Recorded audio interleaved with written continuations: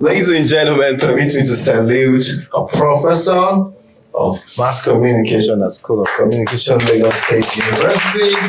I was a former dean 2011-2015 and current president, Association of Communication Scholars. I've left. All right. So we need to update this. And very importantly, he has BSc from UNLI. The next one, which is Masters from Obafemi Awolowo University, Ile-Ife. Then obtained his PhD in mass communication as a federal government scholar at the University of Leicester, England in 1977. Ladies and gentlemen, please round of applause. Thank you. Thank you very much. Thank you. Good morning, ladies and gentlemen. I want to thank Oga Joseph for the opportunity. If I responded to your mail so quickly, it's not because I'm so technology friendly. I'm not a tech native, but I try to check my mail very early in the morning. Those that I can reply on my phone, I do. Those that I can't, I wait till I get somebody who can help me to do it. So, and I want to thank some of my, I don't know whether to call them friends or Oga, Leko to Foduri. We've been together for how many years, and of course, Auntie Funke. Thank you very much. Let me start my little presentation by reading this statement, which forms the anchor of what I'm going to say. It said, these are troubled times for journalism. One commentator after the next is declaring the conviction that it is in a state of crisis, even in danger of losing its place at the heart of democratic society. So in other words, journalism is going through a lot of crisis. There is crisis of public communication. And one of the manifestations of this crisis is the issue of ethics. We are living in a new times where old things are passing away, but the new ones are not so assuring, and sometimes they are frightening. So we are, I'm going to just run through quickly. We privilege journalism in the society because we believe that without journalism, I'm not saying the media, I'm restricting myself to journalism. Without journalism, we virtually know nothing apart from what we know about our households. But what we know about what goes on even within our household sometimes come from the journalists when we read the newspapers or we listen to radio or television. But more than just passing information, journalism is society's main institution of making meaning. And that is very, very crucial. The information you get is not just Tinubu has said no more subsidy. There is more hidden in that statement than just the information. So the making of meaning, the defining of our reality constitute the social power of journalism. And that's why we believe that journalism is very, very important. If you look at the consequence of the reportage, the way the statement, subsidy is gone, the consequence of how it was reported matters more than what Tinubu said. So that gives us why every society believes that journalism must be done in a very responsible way, must be done in the public interest. And journalists themselves accept such expectations from the society in order to boost their own professional status. Every journalist believes that it's working in the public interest so that it can be accorded some respect. And accompanying that professional claim, again, is the issue of ethics. Every profession has ethical codes. You talk of medical doctors, you talk of engineers, architects, nurses, they have ethical codes. So journalists too believe that they too will need some principles to guide the way they do their work, and then of course to make sure that they are respected within the society. So that's, gives us the issue of ethics and the issue of social responsibility, that the media must be responsible. Journalists must do their work with all responsibility. That means that you must look at the consequence of what you are publishing. You have freedom, yes, freedom of the press, freedom of expression, but you also have obligations to your society. Without the society, there cannot be journalism. And that's sometimes what some of our colleagues fail to realize. If there is crisis in the country today, media organizations will also be in problem. So, the issue of ethics comes up to guide the profession so that they can do their work responsibly. And that's, as I said, some of the basic things about professionalism, in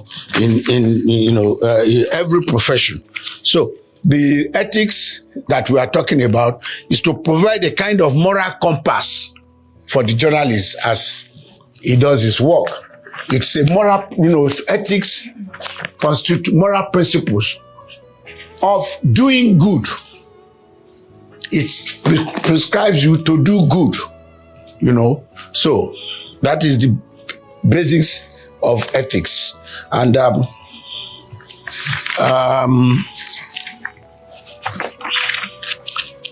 so what is good, what is bad? Ethics teaches that what you are doing is good, what you are doing is wrong, and things like that. And then, of course, what are the basic things about ethics in journalism? Number one, it says that it provides it makes you to realize that you are doing some professional duty as gatekeepers to what is published. So the journalist is a gatekeeper.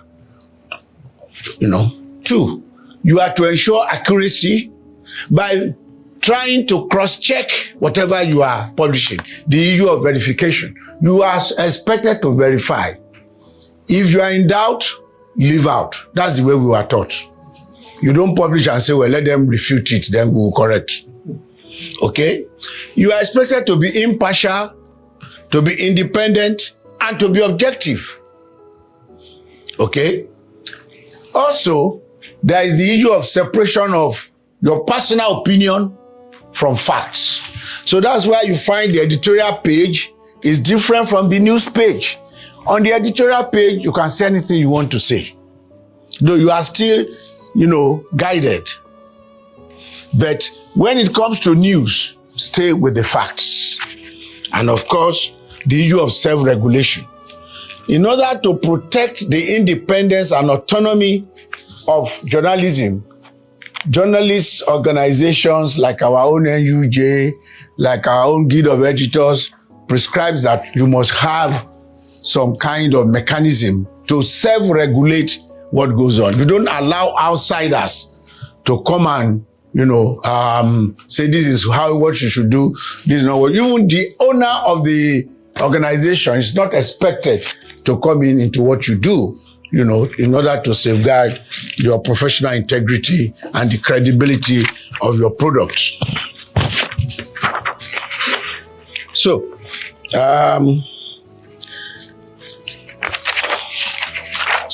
also truth seeking. If you look at almost every code all over the world, there is emphasis on truth seeking. That is, you are expected to publish the truth. Though there is a kind of controversy, what is true? Okay, I will come to that, especially in our own setting. You are expected to minimize harm. That's what I said about consequence. Something may be true. Hello? Something may be true, something may be factual, but your publishing it can create a lot of crisis and harm some people. Is that correct? Yes. So that's why sometimes it's not everything that you get as a reporter that you publish. You look at the overall consequence. How do you do it so that you don't cause harm to the society? Okay? So that's a very controversial issue, which I'm sure we'll still discuss. So the point, that I want to raise is that the issue of ethics has always been very controversial. When you say objectivity, who defines what is objective?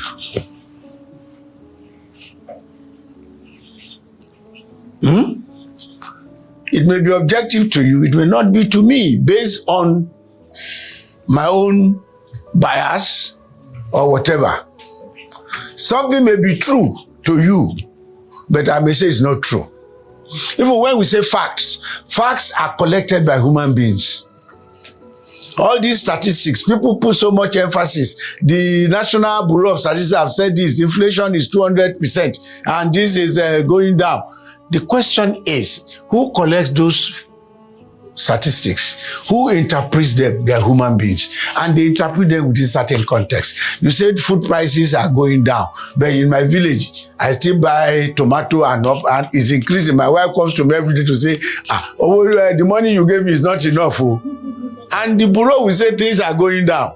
So you have to, some of these things create a lot of problem, and it's the same problem for journalism.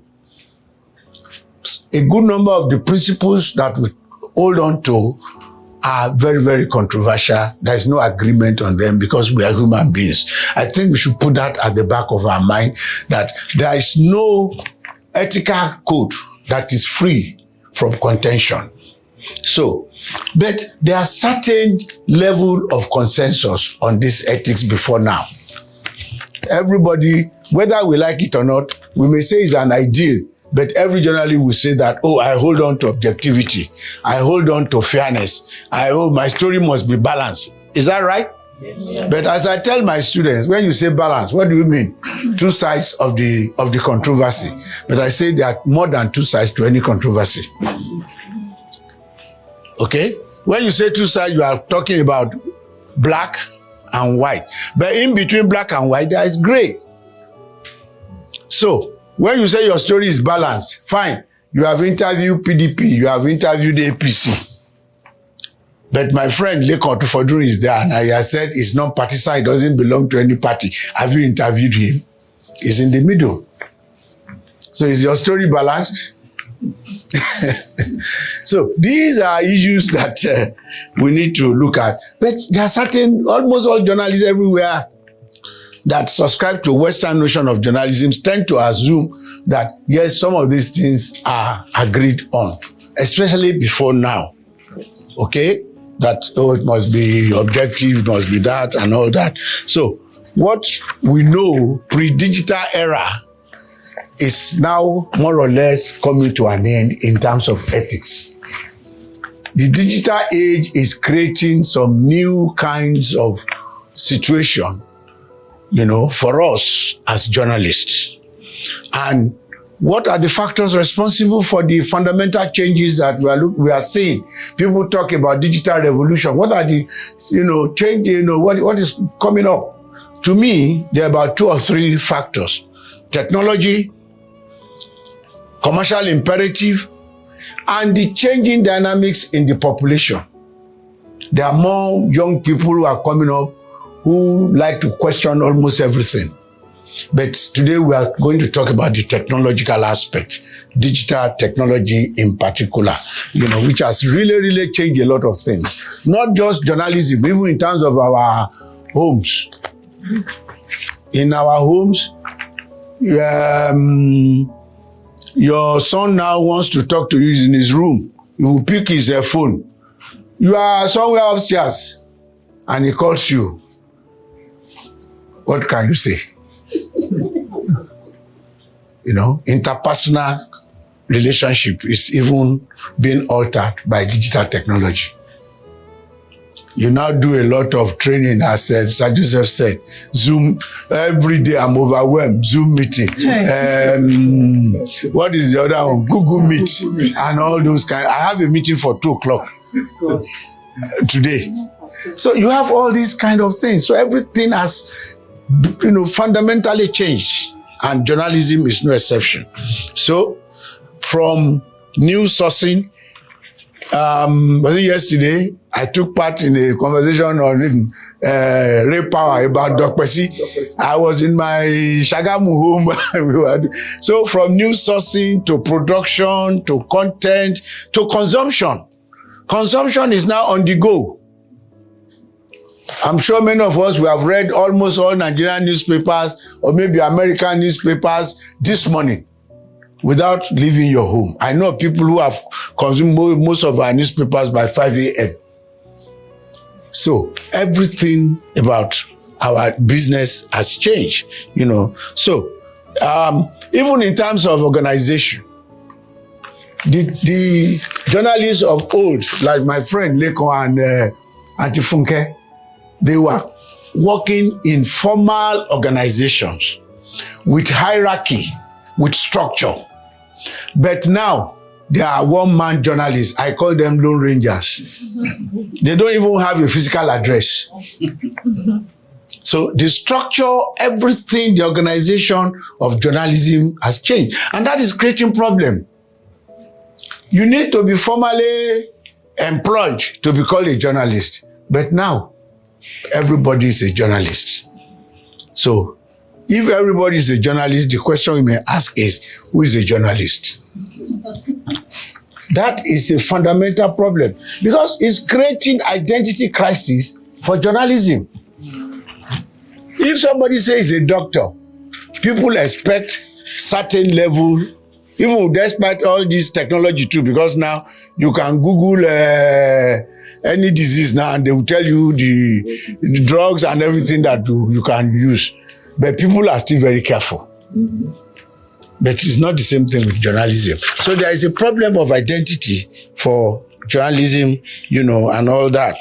So, and part of this crisis is the issue of ethics. It's a major, most of these people that I call Lone Rangers, the citizen journalists, the bloggers, they don't care about ethics. They don't even know anything about ethics. All they want is the click. How many views? And what is trending? So if you have about 4 or 5 on your phone and you click, you see that it's almost the same story. All of them are repeating. But, there is the issue of convergence. Before you are either a newspaper journalist or a radio journalist or a TV, now you are everything rolled into one. And that creates a lot of problems. If you are not a multi-skilled person, now, hardly can you survive in journalism. And that is creating some problems, some challenges too. You find some media organization, the reporter is the cameraman, is also an advert canvasser. Yes, because they tell you that page you are editing. If you can't get so number of advert or certain amount of money, that page will be yanked off. So you now look for whoever will patronize you. And that's a big major challenge also for ethics. Somebody told me now there is what is called brand journalism. Brand journalism is the kind of journalism that is sponsored by multinational companies for you to promote their product. You write and you publish, they pay. Okay? So these are a lot, problems, Then there's also the problem of collapse of geography. The reach now is so massive. There is no boundary now to journalism practice. You do something here, you put it on your WhatsApp. Somebody in Mongolia can have access. You find out that a good number of Nigerians in diaspora who formed opinion on the last election formed their opinion from what they got on WhatsApp. Social media. Because of the reach of some of these things. Then there is high competition for audiences and advertisers. These are things that constitute a lot of problems with a lot of consequences for ethical journalistic practice. Okay? So we are now living in an era of what somebody called we journalism. Journalism for everybody and journalism of everybody. You know, we are all consumers, we are all producers, or somebody called prosumers. You know, we are producers, we are also consumers. So somebody said this about ethics. He said, the digital era has given us a situation where we are seeing the end of a tidy pre-digital journalism ethics for professionals and the birth of an untidy digital journalism ethics for everyone. In other words, the ethical atmosphere has become very unruly, just as the public sphere has become very unruly. It's an anarchical, space out there. So, digital journalism has brought us the following. One, the border of journalism has collapsed. Before, it used to be very, very weak. Anybody can be employed as a journalist. I'm sure you know that. Somebody who read animal science can become a celebrity journalist within 1 month. You don't get that even among animal scientists. But in journalism, it is possible.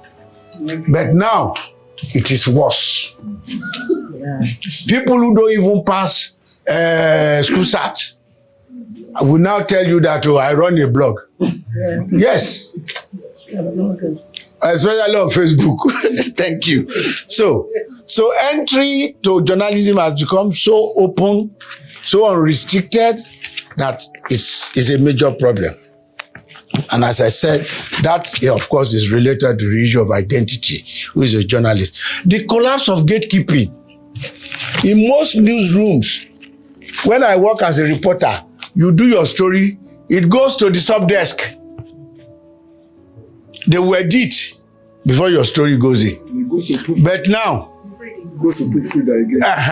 but now, many media organizations don't have sub-editors.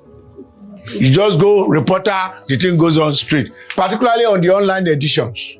You read some story, you'll be wondering, can this come from, I don't want to mention any newspaper. And you'll be wondering, full of errors and things like that. But in those days, you dare not even spell the name, Lekon.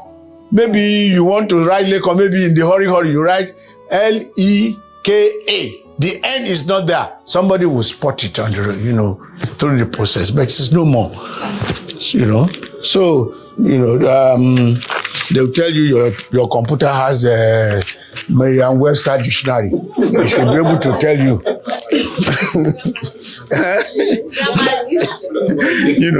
So we are, it's a serious issue.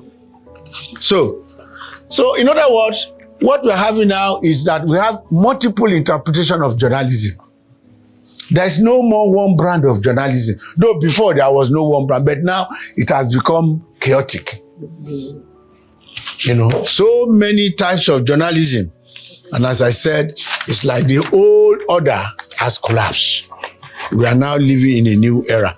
There's very little we can do because technology is here, and journalism has always responded to technology. Media work has always responded to technology from the days of Gutenberg printing press up to now, and it will still continue. So, but should it continue? Yes, objectivity is difficult to define. There is an ideal that we strive to get. Fairness and such things. Balance. These are ideals guiding our profession.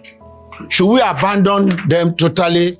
And of course, with all the public something, I'm sure there are many people now will tell you, I don't believe that story. Because our credibility is on the line.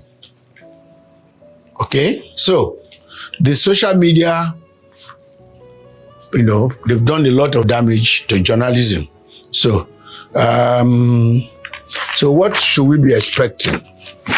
We've been talking about these challenges. What should we be expecting? I believe that we cannot, throw the baby away with the bathwater. there are a lot of things we can still rescue. Yes, things have changed, but we need some kind of integration. There are different forms of journalism. There is fragmentation, but we need some kind of integration. There are some core values that I think we can still rescue, in this new age. For instance, I think almost all forms of journalism will agree on the role of journalism in society. Even the so-called bloggers believe that it's serving the society. So if we agree that we are serving the society, I think the issue of responsibility must still be factored in. We must be responsible for ensuring that we do the right thing as watchdog of the society. We must strive to tell the truth. It is difficult, but we must try. Okay? We must try to be conflict sensitive, especially in a society like Nigeria, with all our divisions, ethnic, religious, and so on. We must try, conflict sensitive reporting must be a major aspect of the new ethics that we want to see. We must try to factor in the issue of our diversity and pluralism. Nigeria is a complex society, and many people don't take it that way. Because maybe all of us reside in Lagos, and we think Lagos is Nigeria. No. If you go around this country, I've seen some of my friends, they are in the north, they are enjoying. And I tell them, come along with me, let's go to the north. And you will see poverty and neglect in its true color. But because we all live here, we don't understand. So we need to be a little bit more sensitive to the divisions and, the pluralist nature of the country.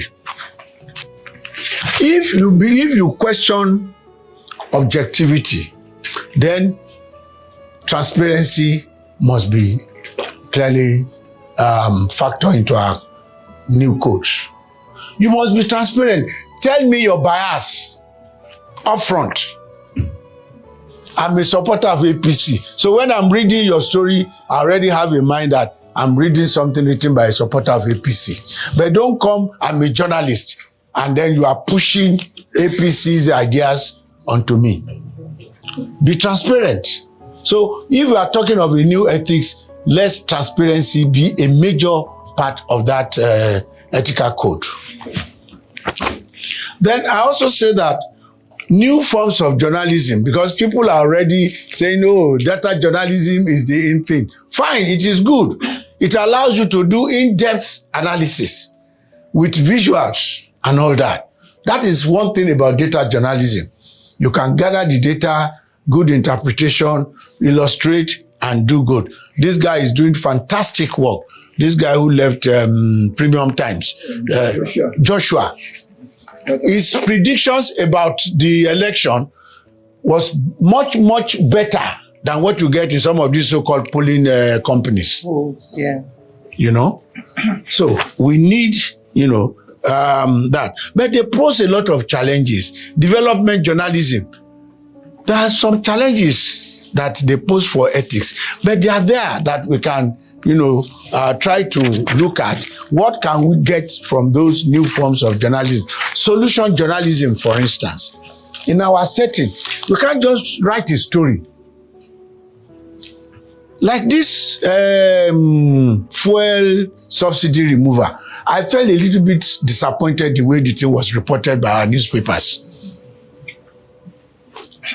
Really, really disappointed. I've seen some newspaper that wrote editorial supporting removal of subsidy. But when the thing came, their headlines was so sensational. And you just be wondering, what is happening? So, okay. So, we also have to observe that regulation is very difficult in the new digital age. Because that person who wrote that story, you don't know where he is on planet Earth. There's no location, there's no territory. The person, you find a lot of things that you read on WhatsApp or on Twitter, written by one Nigerian somewhere in Ukraine. And he writes as if he's in Aba. So many stories were written during the election, on the day of election, by people who have never visited Lagos. And they write as if they were right on the spot in Lekki. So how do you control such people? How do you regulate? Okay, he's already telling me that my time is almost up. I will finish in the next few minutes. Seconds. Question and answer. Okay. So, we saw a lot of things about new media, about fake news and all that. So, the openness of the new digital communication channels creates a lot of problems for us. But what are the opportunities that are available? You know, as I have said, digital technology allows us to do a lot of good journalism, good interpretative, in-depth reporting, you know, because with computer, with softwares, you can do a lot of analysis. Thank God that we are in a place where they are developing such codes. You can do a lot that, you know, that can have a lot of impact, you know, in society. I'm saying that we must be ready to do more than what we are doing now because of the tools that we have in our hand. We can, you know, we don't need to say I'm saying the truth, but by the figures, the statistics you provide and your interpretation and all that, people can come, you know. I'm also saying that with digital technology, one of my main concerns as a journalism scholar is the neglect of the poor people. But with digital technology now, we can actually get their views, their perspectives in the news. We can report more about the conditions of the poor in our society. It is an ethical issue. We tend to concentrate only on the elite, government officials. What of the ordinary people, the market women, the young people on the street? Technology can make it possible for us to do that and, you know, redirect some of the conversation going on in the civic space. So the representational power of the media can be enhanced with new technology. Then finally, the new ethics we are talking about, thank God that, is it the guy who spoke first, talked about Africanizing technology. Ethics can also be Africanized. We have some values in our cultural setting that can inform journalism ethics. And one among the Yorubas is the ethics of Omoluabi. Okay? Omoluabi is how do you behave that you can be of, so, you know, you can do things for your society and things like that. I think there is some kind of something like that in East and Southern Africa. I am, yes, I am because you are. Our journalists must start thinking along that line. With the journalism we took is from the West, which is based on individualism. But our society is a collectivist society. Let's factor such things in. And I go back and I conclude with what I said before. Any ethical code that fails to consider the consequence of what we are doing is not really realistic. The story you push out, what is the consequence or what can come out of it when people read or hear such stories? I want to thank you very much for listening.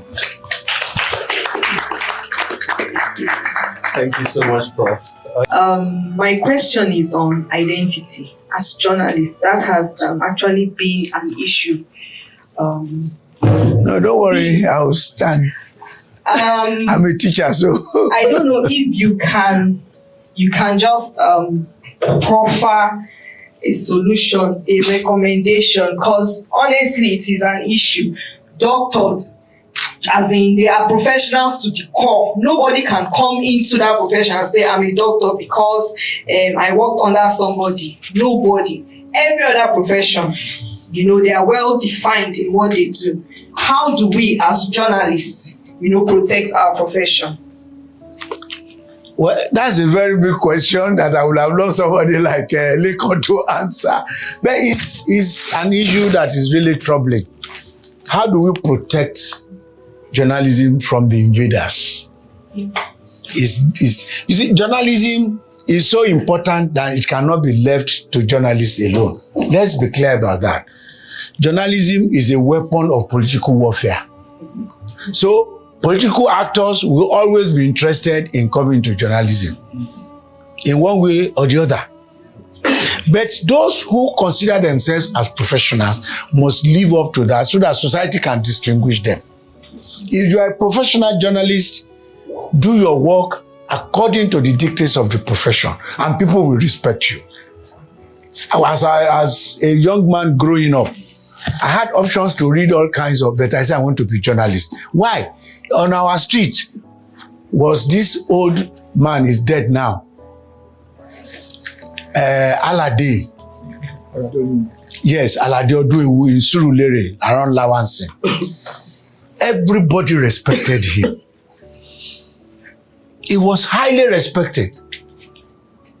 And that said, I want to be a journalist. I want to be like Alade. Well, I never got to that level, but that is just it. In those days, when you mention Bolabo Ogusanwo, you mention Abba Said, Sam Amuka, people, they were respected. Let those of us still remain in this thing and believe in it, stay true to the profession. And some of these bloggers will fade away. I can tell you that. There was a lady who was reigning some years back. Do we hear her name again? I don't want to mention any name. She was all over the place. I'm told she's not a billionaire, but I don't think anybody reckons with her again as a journalist. Right. Thank you. I thank God the next person is Limbs. I won't lean at all on anything.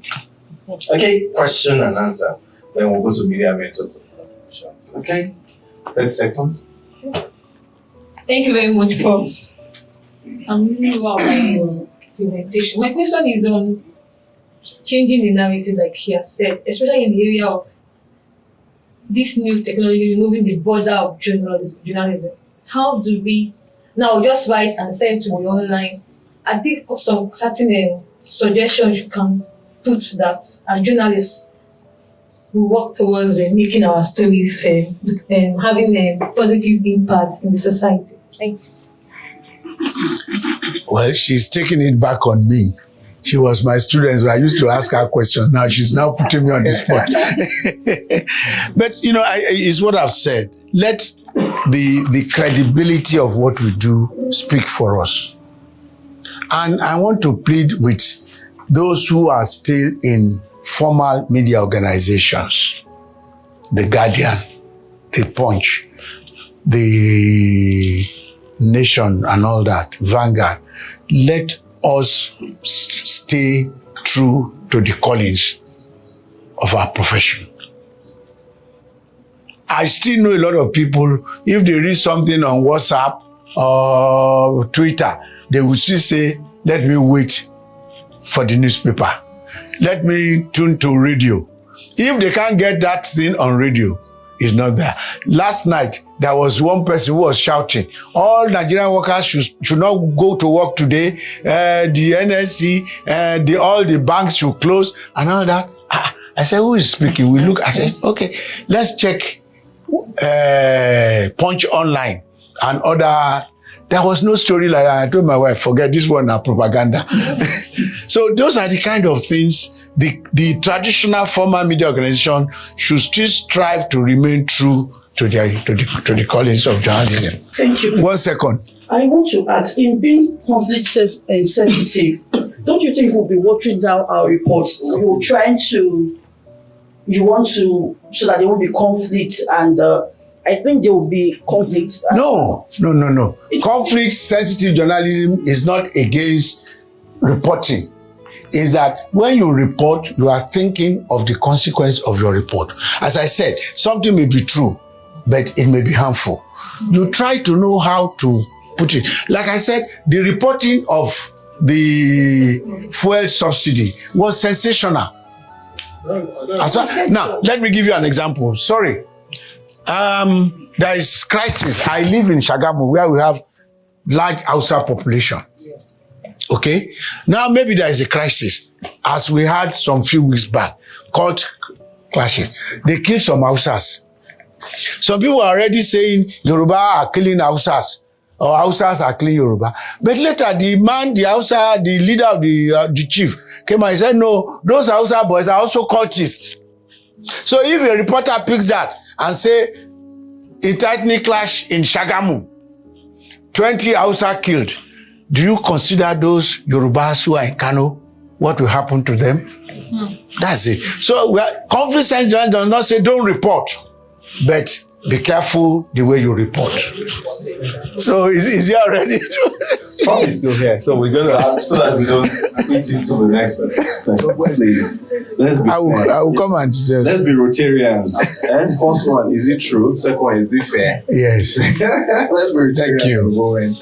I'm not GCI members, all right. Ladies and gentlemen, please round of applause. Thank you. Thank you very much. Thank you.